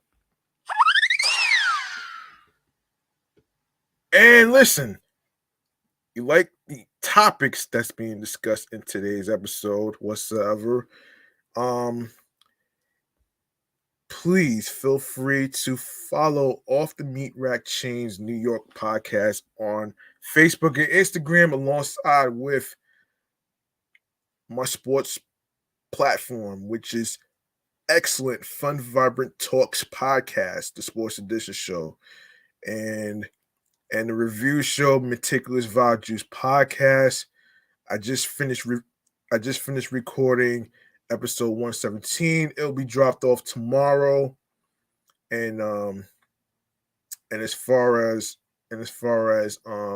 myself, on the primary handle of the gram, which is G Money Stacks 555 in Queens, New York.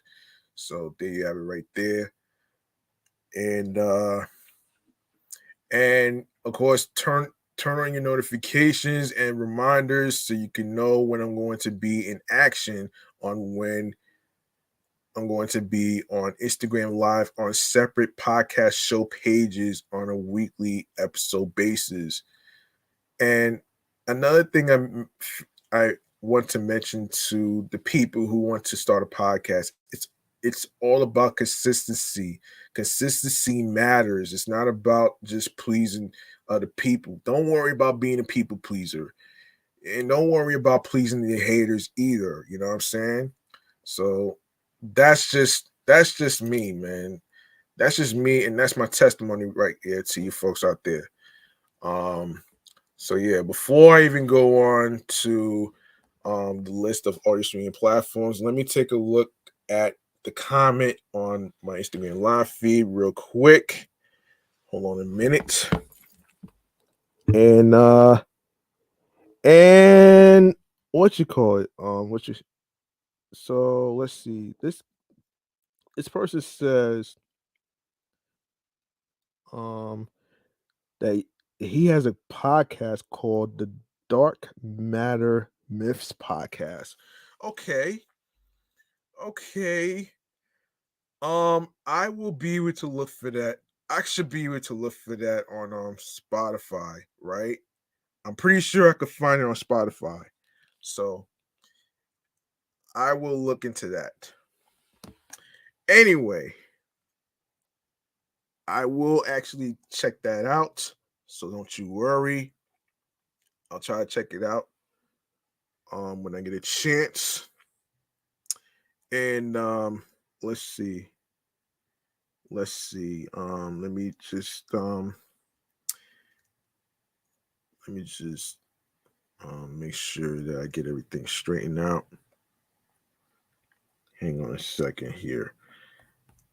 I want to get the episode name right here. So let's hang on. Hang on 1 second.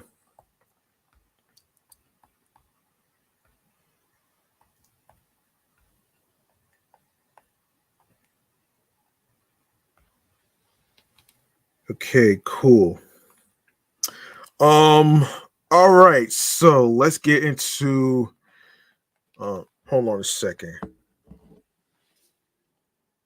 Let's get into where you can listen to the episodes on each streaming platforms. If you go to the link in bio where it says Linktree/G Money Stacks 555.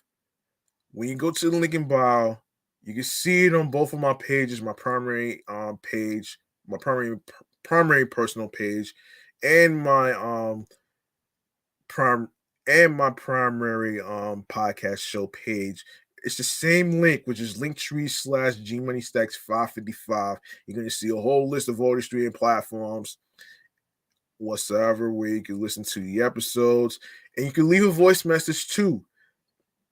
You can leave a voice message too on some questions you have for me, some topics of some topics and stuff, what you thought about it, and all that great stuff right there. And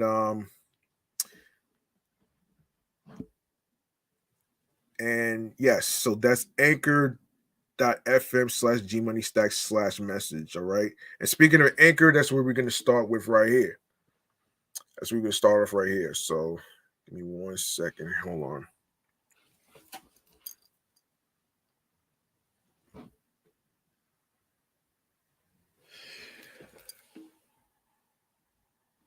Okay, so starting with Anchor, we are on Anchor. We are on Audacity, Audible, Audio Burst, Amazon Music, Breaker, Cast FM,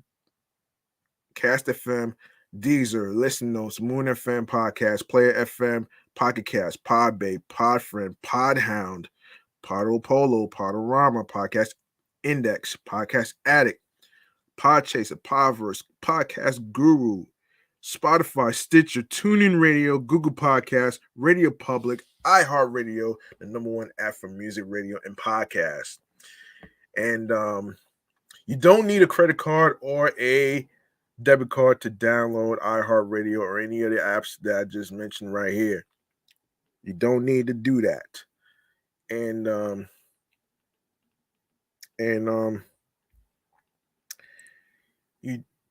you don't need to hold on a second.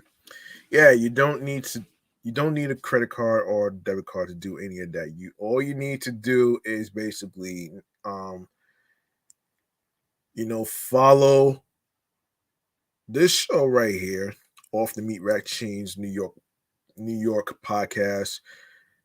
My other shows that I do, which is Excellent Fun Vibrant Talks podcast, Sports Edition show, and Meticulous Vibe Juice podcast review show. I just did episode 117. It'll be dropped off tomorrow. And yeah. And of course, last but not least, make sure you go ahead and grab that subscribe button for me on my YouTube channel page of G Money Stacks 555, where you see all the New York episodes on there, uploaded and posted to the YouTube channel page. And click on the N.O.R.E bell alongside with enabling alerts with the reminder of when the show is going to start, the day and the time of the recording live stream. Leave a like and a comment along with the episodes with the topics that's being discussed. Stay tuned for more video content, upcoming episodes, previous episodes. And also download the episodes that's your favorite. Even the ones that you just seen that's been uploaded recently, previously, and the ones that you missed. If you missed any previous episodes, don't worry. Everything's all uploaded to the YouTube channel page and streaming platforms whatsoever. And yeah. Also, be sure to listen, stream, watch the episodes, share the episodes, share the videos, tell a friend to another friend, spread the word to everybody, alongside with sharing the link that says Linktree/GMoneyStacks555, where you see all the audio streaming platforms that's there already. And of course, share the podcast along with your husbands, your wives, your boyfriends, girlfriends, your friends, the people you are cool with from work, whether you meet new people, whether it's at work, whether it's at barbecues, whether it's at parties, festivities, amusement parks, block parties, wherever you meet new people whatsoever, you should be taken care of right here. All right. So just share the love, support this podcast whatsoever. on my Cash App, which is G Money Stacks 555. One more time, which is Cash App $ G Money Stacks 555. You can also, yes, support this podcast not only through donations, but also following the show on social media. And also follow the link in bio where it says linktree/G Money Stacks 555, where you see all the New York episodes on there in case you miss any of them whatsoever. All right, so that's gonna do it for me. I'm your man G Money Stacks, aka the Greginator. Thank you so much for listening and tuning in and rocking with me on episode 243, titled Music Artists at the Governor's Ball 2023. All right, so I appreciate every single one of you, especially the listeners that is listening through Anchor.fm International, Canada, alongside with Long Island, aka Strong Island, plus the 5 boroughs of New York. I appreciate every single one of you who took the time to actually listen to this. You could have chose any podcast in the world to listen to, but you chose to listen to this podcast. It really means a lot to me, and it really makes me happy for me to see all the listenerships on Anchor.fm, especially Spotify, especially Windows, especially Mac by Apple, the laptops, the iPhones, the Android phones, tablets, Android tablets, iPads, laptops. You just name it. I appreciate every single one of you who took the time to actually listen to the episodes and listen to the topics that's being discussed. All that great stuff right there. All the wild and crazy fun topics being discussed here. So there you have it right there, folks. Yes, so remember, the grind doesn't stop, hard work pays off. And hard work pays off. And if you want something, you have to work hard and you have to earn it. All right. And of course, if you're gonna do a podcast, be sure to be yourself and be the best human being and the best host you can be on your own podcast. All right. And yes, I will. And yes, be sure to also remember that it takes time and consistency to create content. Don't worry about what type of content to create, all right?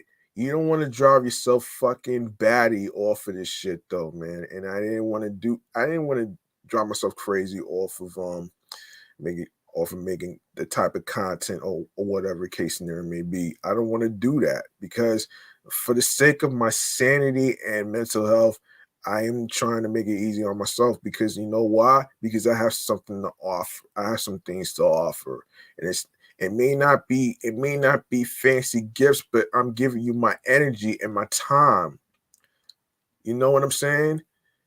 That's what I'm doing. I'm giving my time. I'm giving people a relief from stressful things, whether it's from work, whether it's from family related drama, whatever case scenario may be. That's why every week I provide some fun activities to do for the weekend, so that way you can take your minds off of the terrible events that's happened. All right. You don't need to be clouded with all this darkness. Fuck all the darkness shit, man. You know what I'm saying? So yeah. Don't let anybody stop you from following your goals and dreams whatsoever, folks. Because At the end of the day, you're the one that's creating the podcast, not the fucking haters. You know what I'm saying? Yeah, I gotta stop this fucking idea of wanting haters so badly for validation. You don't need haters for validation. The only person, in the words of Ivy Rivera, as she said it on Power 105.1, is you have to validate yourself. Because the other people ain't gonna validate your fucking ass. You feel what I'm saying, folks? I hope you do. I hope you learned the lessons that I just said today in this episode. And of course, be sure to find something, look for something that clicks to you, that makes you smile creatively, mentally, physically, and spiritually while you are on your P's and Q's, that gets you into your zone alongside with tunnel vision. And I'm going to leave it at that right there. So, thank you very much for listening to this episode right here. I truly, truly appreciate you folks at home taking the time to listen. It really means a lot. Thank you very much.